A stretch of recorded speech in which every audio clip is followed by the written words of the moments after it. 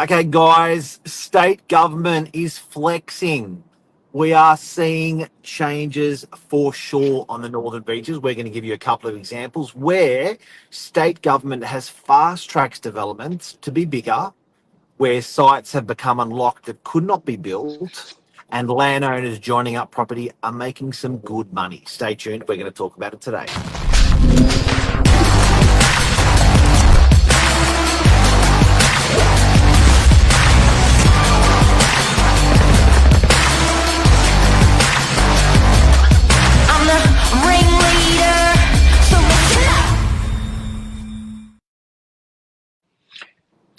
Good morning, everyone. Welcome to Morning Minutes. Myself, Michael Burgio and Mark Novak, episode 1473. State government, green lights, bigger builds, local councils losing control. What does it all mean? Lots of changes this year when it comes to planning, but let's simplify it to everyone out there. Does it affect them? Does it affect property prices? Yes. Is traffic going to get worse and worse? No. Let's go through it all. Mark, I think we're hearing a lot of words when it comes to these new changes like LMR, state government incentives. There are two different distinct categories with the big policy changes. And I think the easiest way to categorize it is under $75 million construction and above $75 million construction. They're the two categories. Within those categories, there are a couple categories. For example, on the smaller end, you've got your duplexes, townhomes, unit blocks within 400 meters to town centre, within 800 meters, but no closer than 400. And then the big daddies above 75 million.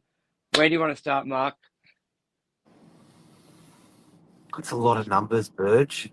That's a lot of 1, numbers. 2, 74, 63. If an expert like you's got their head around it, how does the mere mortal get their head around it?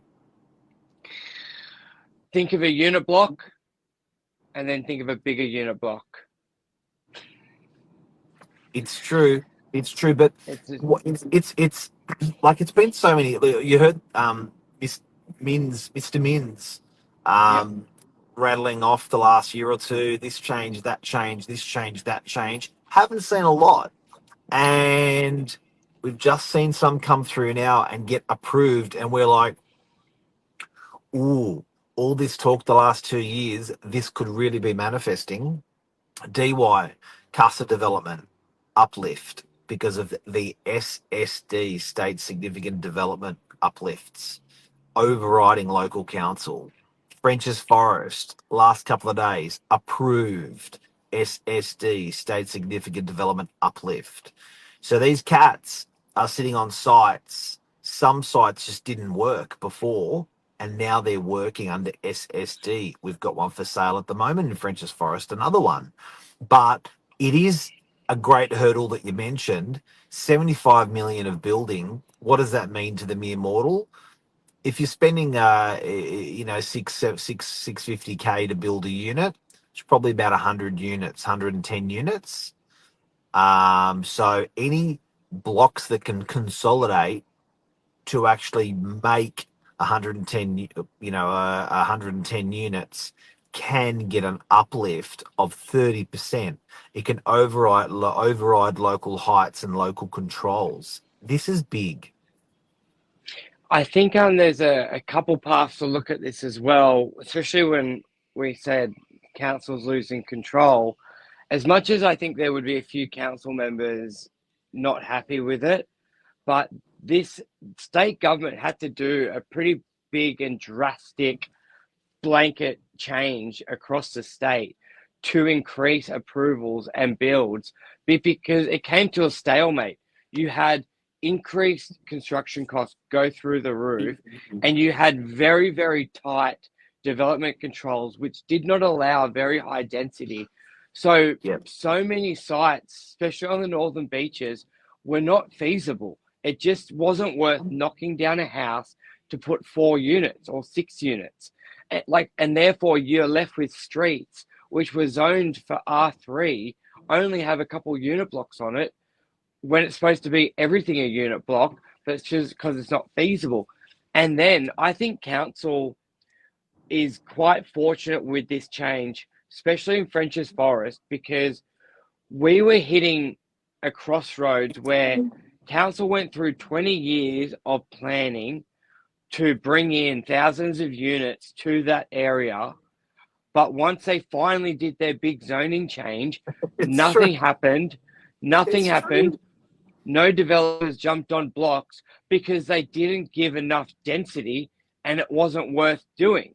So if state government didn't actually do this change, I reckon council would have had one torn through them because they've spent 20 years to incorporate units into French's Forest and none would have been built for the simple maths. You only allowed, for example, an FSR of 1 to 1 and it wasn't worth doing. So we're only now seeing French's Forest DAs get approved, now construction starting, and that's all off the back of the state government change. So as much as I threw the little the poke the bear, council losing control, it's actually thank God they did in this scenario. Otherwise, they probably would have been very embarrassed in French's Forest. You know, all that infrastructure, $4 billion hospital over 5 years, a $300 million road upgrade on Ringa Road, $350 million transport upgrade on buses. I think it's $400 million now with the new buses coming on. And it's like, it's great. It's fixing problems of the past, but it's also leaving volume ready for the future for some more density. And it's getting confusing, guys. So for people out there that are watching, I was with some business owners, some landowners from Brookvale yesterday. Great business. The guys from Four Drive Centre in Brookvale. And there's confusion. They were like, yeah, look, there's this uplift that we can be achieved in our industrial area. I'm like, hang on a sec, what are you talking about? So what we're talking about today is SSD, State Significant Development Uplift, which people can get an uplift from. The biggest talk in town's been LMR, which is the low to medium density stuff, which is if you're in town centres. But that's resi. That's resi. So, and that's if you're 400 metres in particular, or 800 metres to a town centre, if they designate it as a town centre. This can is on top of those things that we're talking about. So it's a surplus. So it's a bit like when you get a discount in a shop and then you can get a further discount because you got a voucher. It overrides it. So it's great news, but it means they need to be chunky. If there's $75 million of build, they need to be chunky, these buildings. The only way they can be chunky is if you're joining blocks together. So it can be used in conjunction with the LMR that everyone's been hearing about. But I guess the fundamental is you've got to be chunky. Yeah, and looking back over the years, there may have only been a $75 million construction build development, like one every year, two. And maybe not even really before COVID because build cost was half. So like I think of Brookvale, behind Brookvale Pub, what was that? 80 units at 400. Like that wouldn't have even qualified back then because build cost was so much lower. So Yes. it is big sites. And I think the other big advantage if you can amalgamate some blocks to get to that 75, it's not necessarily, we're going to get so much more units, it's going to double our value. There will be an increase. It's about, of that 30%, keep in mind, half of that 30% has to be state government housing, which isn't necessarily that appealing to some blocks. So you may not even go for that uplift because you don't want that. But you do get an extra 15% of units on top. So of 100 unit development, you're now going to get 115 because you allow 15 units to be state government controlled. But that's great. But the other thing as well is time. You get fast tracked with your actual assessment. So a lot of the time developers hate when they have all their documents in place and it takes like 6 months or a year 2 years. to get Yeah. in front, to get in front of the land and environmental court just to say yes or no or what they would like to see. Where part of the SSD, state significant development, is they are seen within like 2 to 4 weeks. They will start to get assessed. So time is money, and if you're looking at a site like I was looking at on a site where I'm hopefully putting together where it is around those prices. Just your mortgage and interest repayments. Like if you've purchased the land for say 50 million and you're paying 10% on that, that's 5 million a year. Now, if you can reduce your DA process from 1 year to a couple of months, you could be saving $4 million, $3 million just there. Which is not necessarily profit in the developer's pocket, which what everyone thinks, but it's actually sometimes just making a site viable as opposed to not viable, just on those on some of those metrics.